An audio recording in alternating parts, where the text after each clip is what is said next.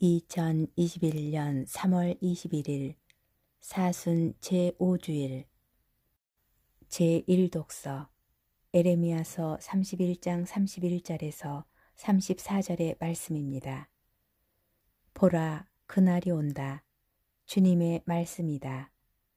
그때에 나는 이스라엘 지방과 유다 지방과 새 계약을 맺겠다.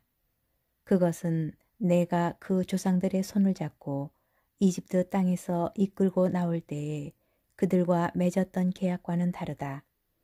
그들은 내가 저의 남편인데도 내 계약을 깨뜨렸다. 주님의 말씀이다.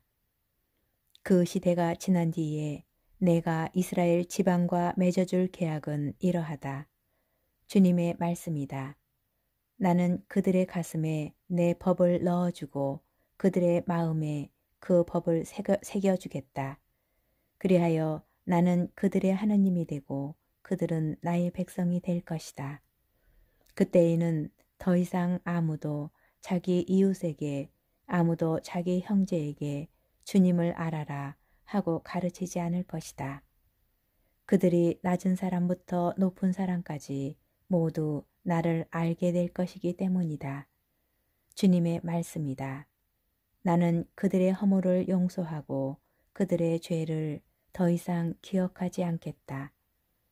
주님의 말씀입니다.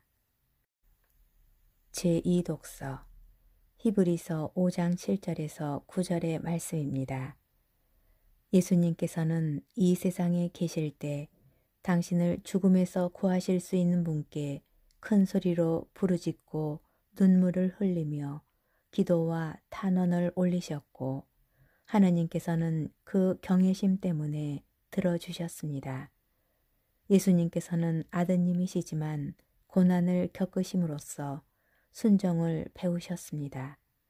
그리고 완전하게 되신 뒤에는 당신께 순종하는 모든 이에게 영원한 구원의 근원이 되셨습니다. 주님의 말씀입니다. 복음 요한복음 12장 20절에서 33절의 말씀입니다. 축제 때에 예배를 드리러 올라온 이들 가운데 그리스 사람도 몇 명 있었다. 그들은 갈릴레아의 벳사이다 출신 필립보에게 다가가 선생님, 예수님을 뵙고 싶습니다 하고 청하였다.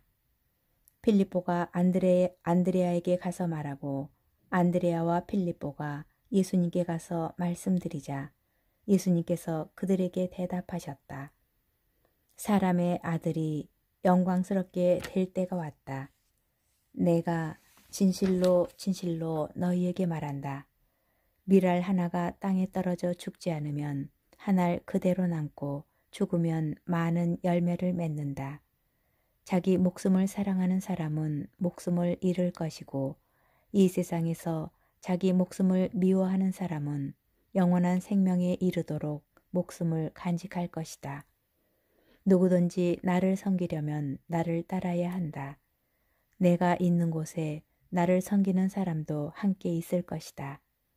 누구든지 나를 섬기면 아버지께서 그를 존중해 주실 것이다.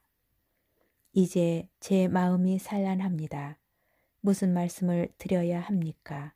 아버지, 이 때를 벗어나게 해 주십시오 하고 말할까요? 그러나 저는 바로 이 때를 위하여 온 것입니다. 아버지, 아버지의 이름을 영광스럽게 하십시오. 그러자 하늘에서 나는 이미 그것을 영광스럽게 하였고 또다시 영광스럽게 하겠다는 소리가 들려왔다. 그곳에 서 있다가 이 소리를 들은 군중은 천둥이 울렸다고 하였다. 그러나 천사가 저분에게 말하였다 하는 이들도 있었다. 예수님께서 이르셨다. 그 소리는 내가 아니라 너희를 위하여 내린 것이다. 이제 이 세상은 심판을 받는다.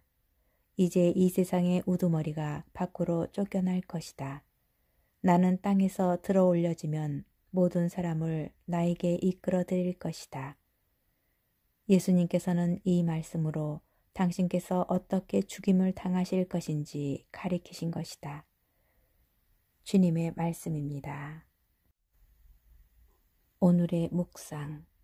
신학교에서 강의를 하다 보면 한 학기를 마무리하는 강의에 들어설 때가 있습니다. 그럴 때면 한 학기의 여정을 함께 해주고 부족한 강의를 열정적으로 들어준 이들에게 감사할 뿐입니다. 그리고 한 학기를 총정리하고 요약하면서 각자의 삶의 자리에서도 배운 것을 실천하며 살아가기를 간절한 마음으로 당부합니다. 이렇게 마지막 시간에는 감사와 정리와 간절함을 담아 준비합니다. 오늘 복음의 예수님께서도 마지막을 준비하십니다. 당신께서 돌아가실 때가 가까워짐을 아시고 이제까지 걸어오셨던 당신의 삶을 정리하십니다. 예수님께서는 당신 삶이 당신의 죽음으로 완성될 것임을 십자가의 죽음으로 당신께서 이야기하시고 살아오셨던 복음의 삶이 이루어질 것을 누구보다도 잘 알고 계셨습니다. 그래서 당신의 삶처럼 앞으로 일어날 순환과 죽음의 삶에 살아가기를 사람들에게 당부하십니다. 그렇지만 예수님께서도 그 죽음을 두려워하십니다. 그 죽음의 길을 피해가고 싶으십니다.